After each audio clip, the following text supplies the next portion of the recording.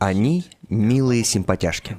И судя по 26 миллиардам просмотров 2 миллионов видео на Ютубе, где они прыгают, нападают, карабкаются, падают, крадутся, царапаются, мяукают и мурчат, можно с уверенностью заявить: коты – самые забавные животные.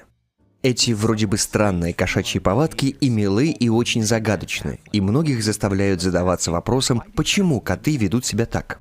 С древних времен кошки были одиночными охотниками на мелкую дичь, но и сами они были добычей для хищников покрупней.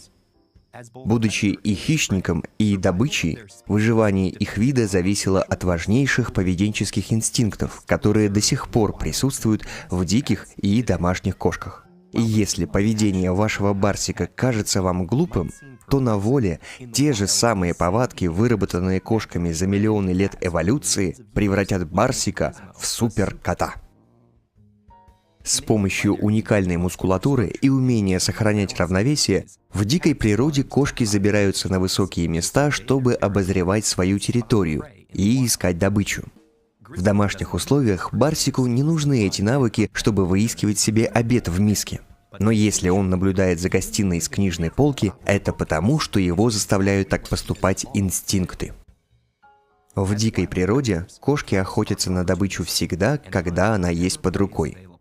Так как добычей кошек в основном являются мелкие животные, кошкам надо есть много раз в день, и они предпочитают нападать из засады и тут же поедать жертву. Вот почему барсик так любит гоняться за мелкими игрушками и ест небольшое количество пищи, но много раз, днем и ночью. Также в естественной среде мелкая дичь очень любит прятаться в тесных местах. И страсть барсика лезть в коробки и щели объясняется тем же любопытством, что помогало выживать его виду в дикой природе на протяжении многих миллионов лет.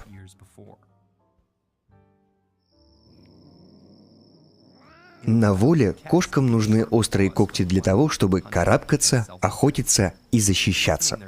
Затачивая когти о поверхности предметов, кошки поддерживают их боеготовность, а также разминают мышцы спины и лап и снимают стресс.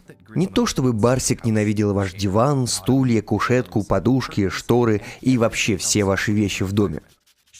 Он рвет эти предметы в клочья и поддерживает когти в идеальной форме, потому что его предки делали то же самое, чтобы выжить. Однако сами кошки, будучи добычей, на воле приспособились прятаться, и особи, научившиеся избегать хищников, смогли продолжить род. Поэтому дома барсик – это ловкий эксперт по выискиванию укромных уголков и устройству засад в самых немыслимых местах. Становится понятным, почему кошки предпочитают чистый лоток без запаха. Это снижает риск обнаружения мест их обитания хищниками, которые могут находиться поблизости. Несмотря на то, что мы знаем о кошках очень много, одна из самых частых их повадок до сих пор остается загадкой. Кошки могут мурлыкать по самым разным причинам – от счастья, стресса или даже голода. Но что любопытно, диапазон частоты их мурлыкания от 25 до 150 Гц может провоцировать регенерацию тканей. Мурчащий барсик – это отличный компаньон для сна. Но возможно, что он подобным образом восстанавливает свои мышцы и кости. А может быть, что даже и ваши. В ходе эволюции кошки приспосабливались как одиночные хищники, которые убивали для пропитания, и как добыча, которая пряталась, чтобы не попасться. И сегодняшние кошки сохранили те же самые инстинкты, что помогали им выживать миллионы лет. Все это объясняет странности их поведения. Для них наш дом – это их джунгли. В этом случае, кто мы такие в их глазах? Большие, глупые, безволосые кошки, конкурирующие с ними за ресурсы.